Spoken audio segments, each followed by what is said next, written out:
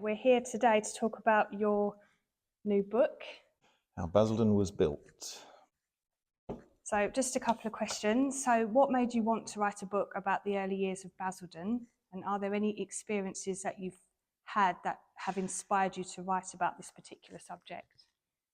Well, I've always had a fascination in the new town, or with the new town. I'm not always sure that I've loved the new town, same as most people. It's changed over the years, but I've always wanted to know how it was built, and also, importantly, why it was built as well. And off the back of the first book that I wrote, which was about the demise of Langdon, it became apparent there's a much larger story about the impact that the new town had on the people who lived here, and also for the people that moved here as well.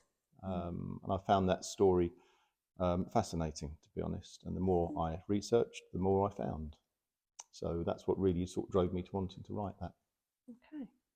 And how did you go about deciding on the content and the structure for the book? That was very difficult. There's a lot of content. I realised that I wanted to write a story first. I wanted to be a story that people would read as a story from start to finish. But it became apparent quite quickly that there were themes that came out around housing, the town centre, obviously land acquisitions, which is a big controversial topic, people as well, and how they coped with the new town. So it's a story up to a point, and then it splits into themes. And then under those themes, I created a number of headings which could capture other aspects. So I ended up probably with about 100 different topics, but they're all categorized in a way that I hope makes sense to the reader. Okay, sounds good. And did anything surprise you when you were doing your research? Anything? Oh gosh, yeah, lots surprised me. Yeah, I think the first thing that surprised me was I think there were some misconceptions as to why the new town was built in the first place. To be honest, the obvious answer is always going to be that it provided homes for those who were bombed out during the war in the East End, and that's true. But it's far more complex than that, and there was a number of events that had to happen for the new town to be built here. It wasn't just a case of the government choosing a spot to build a new town. There was lots more to it. But things that surprised me, the list goes on, but I would say there was a lot of over-promising in the new town. It was going to be a much bigger, grander scheme, and it ended up being pared back for various reasons, for good reason. But again, I found those reasons fascinating as well, the things I didn't know about. Things about the railway station, Gloucester Park. And they're in here. They're all in the book. Excellent. Yes, absolutely all in the book. You won't give any spoilers. Oh no. There's yeah, I'd hate to give that away. And how long did it take you to write, and how did you go about your research? It took me broadly 18 months to write, from start to finish. The last 2 months, to be fair, is all about formatting and making sure it's fit for printing. The first book took me, it's a much smaller affair, but then that took me probably about the same time. This book is 3 or 4 times, well, it's 4 times larger in terms of size. And that took a lot of research, trips up to the Essex Records Office, talking to people, interviews, reading the newspapers, reading the accounts, pulling it all together. That's the hard thing, and then splitting into those themes that I mentioned earlier. So quite a big project then. It was a huge project, yes. And it was really interesting to do. I mean, it's a great way to learn. If you write something, it's a great way to learn, and I've learned so much from it. And so I'm pleased from that point of view. Good. And like you said, this is your second book, isn't it? So the first one, what was that one about, and how many copies did you sell that one? Right, it did quite well, from what I understand. It has done for such a local book. I initially I wanted to write, I spoke to Joe Cullen and I said that I just wanted to write an article about the Langdon Shopping Centre, which is a place that I knew a lot about. It was built back in 1969 and it lasted up until recently. And it fell apart sort of after about 20 or 30 years. And I thought, well, I'll write something about that and my memories of it. But what became apparent very quickly was that before the shopping centre, there was a huge history of the Langdon High Road, which I hadn't understood. Again, it's before my time. And then the impact of the new town coming was a major factor in the demise of Langdon High Road. So I ended up writing a much larger story. So what started as a 3-page essay ended up being a 130-page book. And again, it's a fascinating subject. It's a really good story, and it's written as a story, but it's a very sad story as well, I think. And that got me really thinking about, you know, that larger part of Basildon. But in terms of sales, yeah, we did a print run, a hopeful print run of 100, but we sold out of those. We did another print run of 50, and after the start of the sales of the new book, it looks like that's popular again. So we're now ordering another batch. So we're on our 3rd print run. Kind of giving it another lease of life then. It has a little bit, yeah, because the two are intertwined. Yeah. So this, your new book, How Basildon Was Built, that's available now, isn't it? It's actually out. So went on sale yesterday, yes. Where can you buy this book? You can buy that book from Basildon Heritage Centre. That's the only outlet at the moment. Okay. We launched it yesterday, and so far we've had 230 pre-orders. Wow.